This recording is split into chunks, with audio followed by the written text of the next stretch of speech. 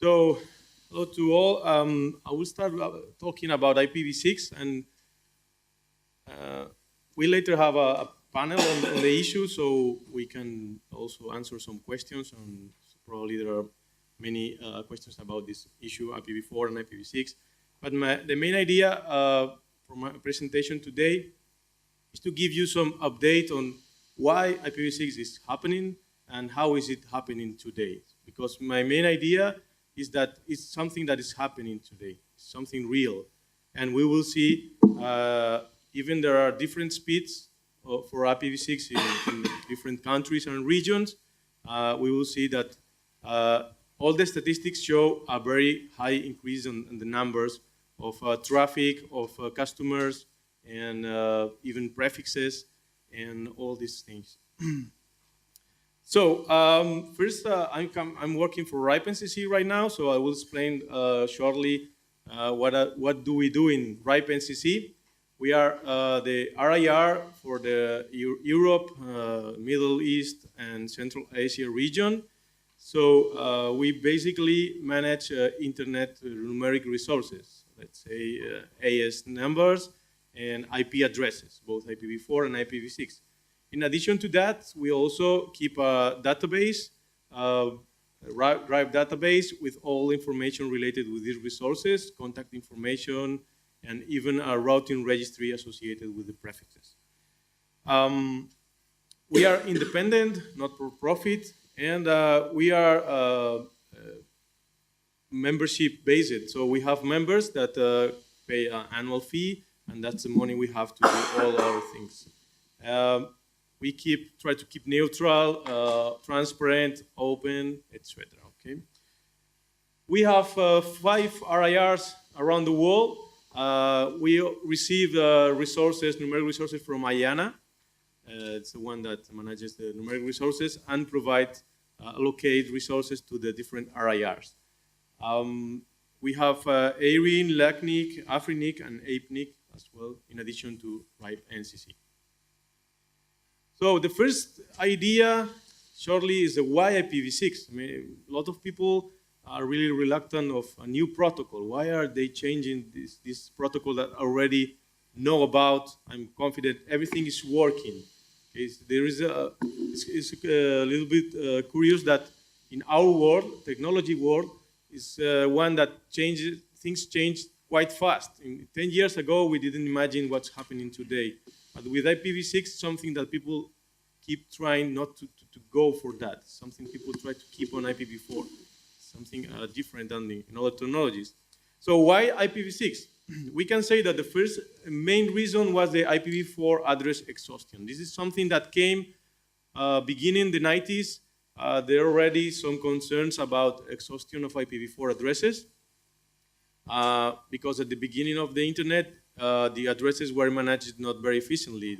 They were handled out in different classes. You know about class A, B, and C.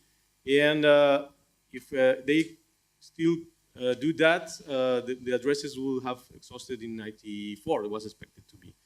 Then 2 things happened in that moment. One is that a new protocol was standardized, the basics of IPv6, and the other things was a well-known NAT and private addresses and the CIDR way of dividing in any length of the prefixes. So that made the IPv4 long much more time, and still today is the most used protocol. That's true. But we are going to see that the addresses are exhausting for real, and even some people say there are still a lot of unused addresses. Right now, it's not happening. I mean, there are some reserve addresses, there are some addresses out there not used, but today, if you want to get an address, you will have to do a hard job to get that. The other thing that has pushed the IPv6 in deployment and make things happening today is the number of connected devices. The number is growing exponentially. It's something that's growing year by year, and there are no doubts that there will be tens of billions of devices connected in the following years. So all this Internet of Things hype, and nobody's sure what's that about, but what's for sure is that there are even more and more devices connected. Many people talk about the number of population and people, but we have to start thinking on not just people, but devices connected. There are many things that are getting connected to the internet. So the number of devices is rising quite a lot, and you need addresses. Even using NAT, you need public addresses to connect that devices to the internet. So that number is so huge that even using NAT and PAT, let's say using transport protocol ports, you still need thousands of addresses to connect them. The other thing that has improved during these years, was the IPv6 protocol itself. At the beginning, we had some basic definitions, some basic standards, but things have been improved. With experience, they have developed good practices, and things have been refined and getting better with time. It's been a long time, since 1998, when the RFC was defined, but there are several protocols associated with IPv6, and today we are going to see that things must be working, because we can see there are millions of users out there using even IPv6 only for connecting to the internet today. So all these three things has converged in what we have today, and we can say that IPv6 is happening now. Okay? Let's see then, how is it happening? And this is something that is not easy to measure, because we are going to see that it's happening at different speeds. We are going to see there are many differences between, for example, fixed and mobile operators. Mobile operators are moving quite fast, are the most growing networks. They have millions of users, and even there are several millions of devices connected. You know, lifts, carts, and electricity meters, many millions of things connected using mobile networks. Also, depending on the region or even on the country where you are, we are going to see there are different levels of deployment of IPv6. Depends also on the type of network or the business. It's not the same an ISP than a content provider, than a public organization. Each of those has different motivations to implement IPv6, and they have different internal specifics that make it happen or not. Also, we have seen in the past the vendors, both hardware and software, has implemented all the IPv6 in a different speed. But today, in general, we can see there are most of the products has a good support of IPv6 in its main good percentage of their features. Also, we are going to see some measurements, but I left at the end of the presentation some links so you can investigate further, because you can measure different things. For example, from RIPE NCC point of view, we are going to see some details about the addresses, IPv6 addresses handled out in our region, and if they are announced in the BGP. We are going to see really nice statistics and good numbers, but what that means is that in the infrastructure level, things seems to be very good. But if we go to the end user statistics, we are going to see there is a gap on that. So it's something to take into account as well. For example, you can measure the DNS and availability of the services that are announced over DNS. That means that the domain names, when you resolve a domain name, you get IPv4, IPv6, or both addresses as a point of contact to that service. So when you want to make public your IPv6 available service, what you have to do in the last step is to publish on DNS. What people doing right now is to publish on dual stack, both IPv4 and IPv6. So you can measure the DNS resolution of the most used domain names and try to see how many of those are available over IPv6. Also, there are some statistics about traffic, about packets happening on different networks, internet exchange, different network or content provider. We have several statistics for content provided networks, like we have Google, we have Akamai, that show how many connections they receive on their services over IPv6. That's quite interesting as well. And also there are some measurements, quite interesting to see what percentage of the clients are capable of connecting using IPv6 to a service. So depending on what you measure, you will see different levels, but I would like to make it clear that what we're going to see are the trends on the statistics, and they are all growing, okay, most of them. So it's interesting to monitor values in time, so to see what's happening, how things are moving, because in my opinion, I think IPv6 is like, you can see like a snowball that is started to roll down the hill and is getting bigger and faster, something that's going to speed up in the near future. You can also compare with IPv4. You can also try to measure how good it performs compared with IPv4. It's also interesting to see the delay, the number of hops, how things are happening comparing IPv6 and IPv4. Also, we are going to see some statistics, and you can correlate the different values on the statistics in time with a specific events that has happened in the past. We have, for example, the biggest one in 2011 was the IANA IPv4 pole exhaustion. So IANA run out of IPv4 addresses. It was a big news and was announced in several newspapers, and a lot of people realized about this is a real problem out there. Also, we have the different RIRs have been reaching their last /8 or last resources, IPv4 resources. What made the policy they have to provide, to give IPv4 addresses to their members more restrictive. It's not that easy now to get IPv4 addresses. And also two interesting initiatives were the World IPv6 Day and the World IPv6 Launch, organized by the ISOC, where in the first one, it was 24 hours of huge content providers enabling their services over dual stack, so they are available over IPv4 and IPv6. And the World IPv6 Launch made them enable, until today, dual stack services available for everybody. So let's go from globally into our country, into Romania. So let's start globally. We can see the growth is pretty high. For example, Google measures the percentage of people connected to their services.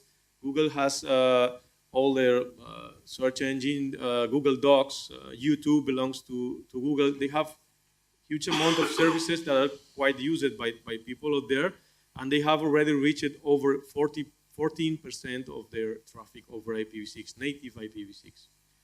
The fluctuation, somebody said here that this means that the service is having problems. That's not true. The fluctuations you see on the details, you see that the traffic follows a holiday pattern, let's say. You can see that people on the weekends access more Google services over IPv6. You can see, for example, on holidays, around Christmas, you have a sustained access to the services. So it follows, let's say, end user pattern. If people accessing the IPv6 are end users.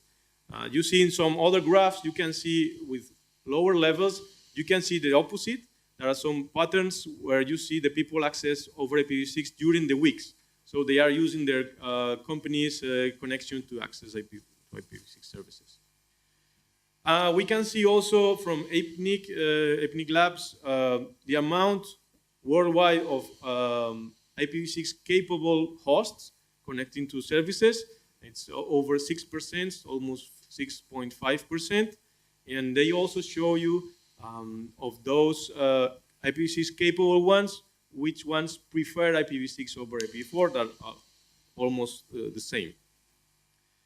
From RIPE NCC point of view, you can see the number of announced IPv6 prefixes, and we can see there is a big growth, and we can see also a correlation between events. We can see that around 2011 there was a huge growth, and also in 2015 that could be because of the ARIN exhaustion. ARIN right now has 0 IPv4 addresses on its pool. So it's something that was really a good news for IPv6, let's say, right? But if we go into a region or per country, we can see that things are quite different between regions or countries. For example, Google showed you how much, you don't see it quite better, but green is good, and the darker is green is much better, the amount of traffic, and red is worse. And also, if it's going red, means that the performance of IPv6 is not very good. So in general, we have IPv6 performing a little bit better or similar than IPv4, and we see that different countries has different values. APNIC has also measurements about the IPv4 and IPv6. You can see huge difference between regions and countries, and also some values. We can see that for the whole world, the IPv6 capable host is around 6.5%, but there's a huge difference between, for example, Americas, that's all North and South and Central America, and, for example, Africa. Okay, there are huge differences on the IPv6, on the statistics they have. Also, between countries in our region, we can see that there are different values. Something interesting, if we go into the 5 best countries, we can see, for example, Belgium is doing quite well with almost half of the traffic accessing Google going over IPv6. For a whole country, that's quite good. It's a small country, I know, but it's not bad. And what's also interesting is that we have in the first 5, we have Greece and Portugal. We know that Portugal and Greece are not doing well with all the crises, and the economies are not quite good, but they still are pretty high on these statistics. That means that doing IPv6 is not a matter of money, but it's just a matter of wanting to do things and implement IPv6. Romania is doing quite well, is in between the best in our region with a 6.4%. This is measured by Google. That means Google has a service, and they measure how percentage of connections coming from Romania came over IPv6. So it's not bad, and there are many countries, like I'm coming from Spain, we are really ashamed. We have 0.01%, something like that. It's not doing well. But in Europe, we can see there is a constant growth, linear constant growth, and that's the trend. Okay, that's something that's happening. And we can also differentiate between the different areas, regions inside Europe. Okay, it's not the same Western Europe than Eastern Europe or Southern Europe. It's different values you can measure there. From RIPE NCC point of view, the members of RIPE NCC, the LIRs, the local internet registries, receive resources from RIPE NCC. We allocate resources to them. So right now we have 40,500, a little bit more LIRs members, and I'm going to show you the numbers of IPv6 addresses we have handled out. You have 3 categories here. You have in green, there are the LIRs that doesn't have any IPv6 address, so they have not requested as IPv6 addresses. We have in yellow LIRs that has received allocation from us, has received IPv6 addresses, but have not announced it. They just received it, but didn't do anything with them. And you also have the LIR that has IPv6 addresses, and they are announcing on BGP. So they are announcing the rest of the internet, I have IPv6 and send to me this traffic. From our point of view, this is what we want to see. All LIRs has IPv6 and announcing the BGP, because that probably means they are using on internal services and for their customers. The number has been growing quite constantly. We can see a little bit speed up when around 2011, when the IPv4 poll exhaustion in IANA and the World IPv6 Day, but then has been growing quite steady. The LIRs with IPv6 but no BGP means they have received. We did our job. We convinced them, okay, you have to get IPv6, but they are still not announced it on the BGPs. We can see a couple of speed ups here. One was around 2011 as well, and the other one was after the last /8, when RIPE NCC reached the last /8, people started to be concerned about not having IPv4 addresses because the policy made it much more difficult to get IPv4 addresses. In fact, you only can get once a /22, the last one, just one time. So everybody starts to get IPv4 and IPv6, and the number of IPv6 allocations grow quite fast. And last, we have the LARs with no IPv6. They have not received IPv6 address. That's not good. And we can see that around the last /8 was reached by RIPE NCC, the number of LARs with no IPv6 go down. But then something happened in March 2015 that a new policy was put in place. The policy 2014-04 that removed the requirement to have IPv6 to receive IPv4 addresses from the last /8. So they can decide if I want the IPv4 or not, and many people decided, okay, I don't mind about IPv6. Okay, and you see how the number rises. We at RIPE NCC try to work for the good of the internet, and one measurement we do is the IPv6 ripeness that measure our LARs. So they receive stars depending on how they have moved forward with IPv6. The first step will be to receive an address. So receive, a prefix, a location of addresses, and they got the first star. And then they can get 3 more stars, depending on if they do one of these 3 things. One is to announce the prefix, so we can show it on the routing system. The other one is they have registered the prefix on the routing registry. In the RIPE database, there are some objects called route 6. And also have configured the reverse DNS for that prefix. So we have here the numbers. You can check it on that URL. We have 21% of 4 stars, so they have all these things already done. That's quite good. And we have, in the other side, with no IPv6 at all, so 0 stars, we have 24%. And we have then a range of LARs between 1, 2, and 3 stars. Okay. Also, we have created a new 5th star that's kind of, you have to be really proud of that, for both content networks and access networks. Depending on the real use of IPv6, you get the 5th star. That means that you are really using it. And we use a threshold to measure if you deserve the 5th star. If you are a content network, you have to qualify having IPv6 enabled sites, websites, taken from the Alexa first million of most used websites.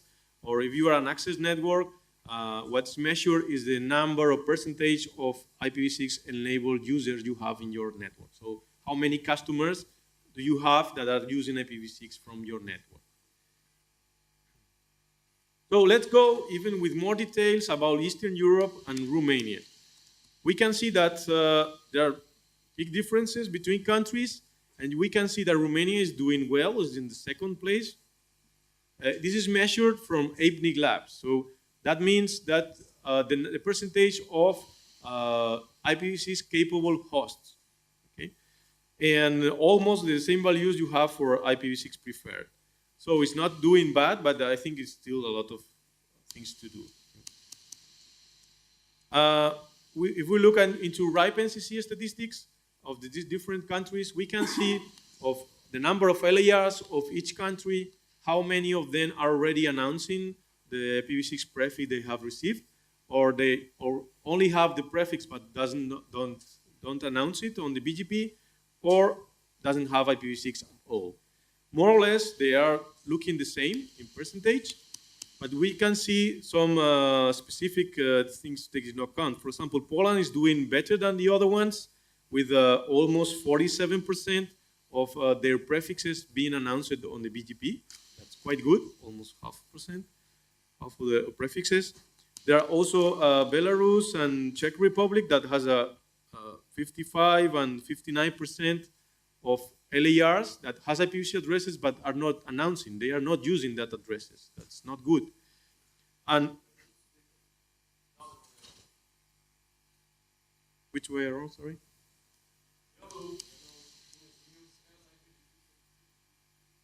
Oh, you're right. Yes, you're right. I made a mistake because this changes the colors on the other graphs I had. You're right. So Poland is doing bad. Sorry, if any Polish in the room. They have almost 47% of having IPv6 but not announcing it. And okay, and then Czech Republic, that was, yeah, and Belarus, IPv6, and they are announcing it on BGP. That's quite good, nice to see. And no IPv6 at all is Moldova, that has 41% of LARs, members of RIPE NCC, that doesn't requested any IPv6 address. That's not good.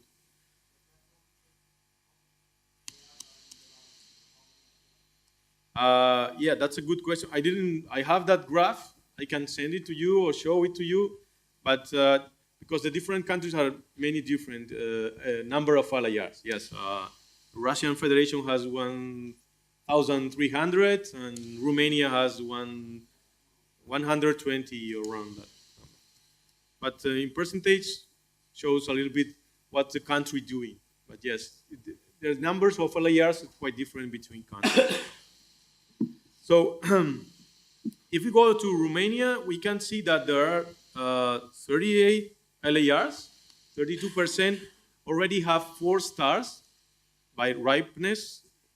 We have 20 with no IPv6 at all, and then we have some of them with 1, 2, and 3 stars. You have there the numbers.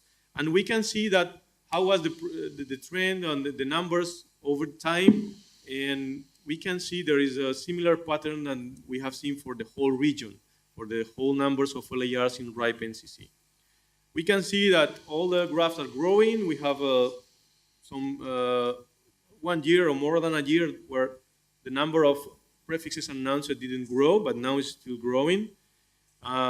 We can see also how the number of LAR with IPv6, but with not announced it in the BGP, is also growing quite fast, like in the rest of the region.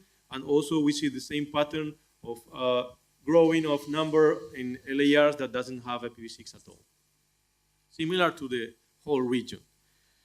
So after seeing this, the main idea is that IPv6 is happening from RIPE NCC. There are the number of LARs is increasing quite a lot, and the number of those LARs that are receiving resources, IPv6 prefixes, is growing also quite fast. And all the statistics about measurements, depending on what you measure, but all of them show a growing trend. So you have to decide what to do. Because sometimes even changing one ISP in a country changes the statistics for the whole country. We are going to see a couple of examples quite interesting. One is in the Netherlands, where Access for All already implemented IPv6 in August 2010. This is measurements made by Akamai. So Akamai is a content delivery network, and they measure how people are accessing their services. So they measure, we can see at the beginning, the main traffic are coming from Access for All clients. And then in June 2015, KPN deployed IPv6 in their network. And even if they only had 6.7%, you see how the growth in the whole country statistics. And then in February 2016, Ziggo implemented as well IPv6 for the clients, and we can see a growth on the country statistics. So even if this, also there's something interesting here is that you can see that ISPs implement IPv6, deploy internally, but not for the 100% of their customers. Probably they have the new ones, or if you have different access networks, you have mobile, you have a DSL, you have fiber, then you start doing in different phases for different kind of users. But we still see how the traffic grows. Another interesting example is United Kingdom, that was doing really bad until Sky started to implement IPv6 for their customers. And we can see how the Sky statistics follow the same pattern as the country. And today, United Kingdom, in just some months, has reached more than 11% of their traffic seen by Akamai. This is always keep in mind that this is something measured by Akamai, but we can say that is quite relevant, the growth in the traffic. So we have seen what's happening out there, and you have to decide what you do. It's something that is just you have to decide in your ISP, in your LAR, your company, your organization, and we can roughly say you can be in 3 positions. You can go behind the average, so you just wait, do nothing, and wait to see what the others are doing, or when things get more mature, or to see what's happening out there. Okay? The 3 positions we are going to see have pros and cons, but this one, I mean, doesn't cost anything. You don't have to do anything, but there are several risks of keeping where you are, not moving. Okay, you have somehow to move forward to keep where you are. You for example, can get behind your competency. If your competitors are offering their services over IPv6 and you are not doing that, maybe some customers go to the other ones. I mean, there are several risks. We don't have many time. Maybe in the panel we can go deeper. You can go in the average, depending on where is your scope of visibility, but you can do like in the world, 6.5%, or Europe, or your own country. The thing is that you want to be visible out there to follow what the others are doing. Or you can go ahead of the average. You can be an early adopter. You can be doing things with more time, with lowest pace, and getting the know-how about the technology. And you will probably have to do some debugging and some work, but today is not something that's getting so hard. Today we have many of these early adopters out there. We have ISPs, we have content delivery networks that have been offering IPv6, even IPv6 only networks where the customers have only IPv6 and want to connect to the services out there. So one important idea I would like to say is that if you want to be visible to the whole internet today, you have to be visible over the 2 protocols. Because if you are only IPv4 and you keep doing nothing, there are IPv6 only networks out there that if they try to connect to your services, they probably have problems. Not everything is going to work for sure. Okay. So in summary, IPv6 adoption is happening all around the world. I've seen that. But depending on the measurements and the country and the region, we see different values. But the trend is something that I would like to stress is growing in any place. And you have to decide what to do about that. If you want to be visible out there and you want to be ahead or on the average or behind what's happening out there. And also, IPv6 is important. That's for sure. It's the only solution, the long-term solution we have for the internet, for our communications. And if you do things in time, it will still be important and not get to be something urgent. Because if you do it urgent, you will go faster and probably will have more problems, more failures, and it's not something recommended to rush to implement a new technology in your network. I left here some references. Also, just shortly do some advertisement about the RIPE NCC Academy. It's a free resource you have out there in the academy.ripe.net. We right now have 3 online free courses. You need to create an access account at access.ripe.net. We have a basic IPv6, LAR course, and a database. And we are working on creating new ones probably next year. So keep that link in mind and check if there are new resources for you. Okay, thank you.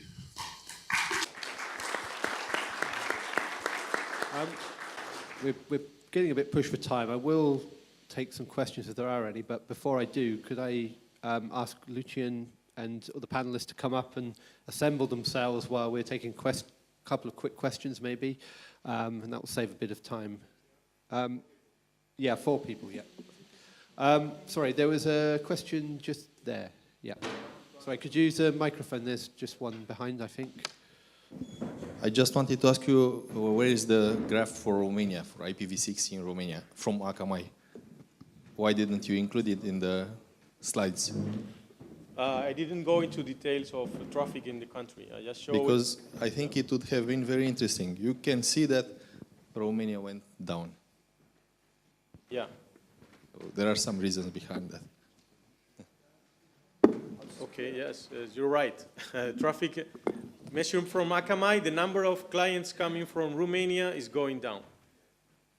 But, yeah. Were there any more questions for this talk? People want to save them for the panel, perhaps.